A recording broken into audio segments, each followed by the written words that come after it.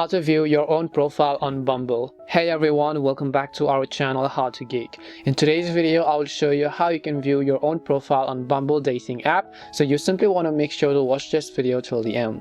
Now if you would like to view someone else's profile, you need to come to those little three icons over here. Now currently I'm not showing it because I might want to blur this out. But if you want to view your own profile, then it's very simple to do so. You need to tap on the little profile icon which is at the bottom left corner of the screen. Once you come to your profile page, you will see this kind of interface, and this is basically your profile. If you want to view your profile picture, you can go ahead and then do that respectively as well. Now if you want to change some of the settings, you can tap on the gear icon on the top right hand side. You can choose your mode such as your date mode, your snooze time. If you want to turn on incognito mode, you can go ahead and do that respectively. If you wanted to change the security and privacy settings, you could do that as well. And once you've done so, this is simply how you can view your own profile on Bumble.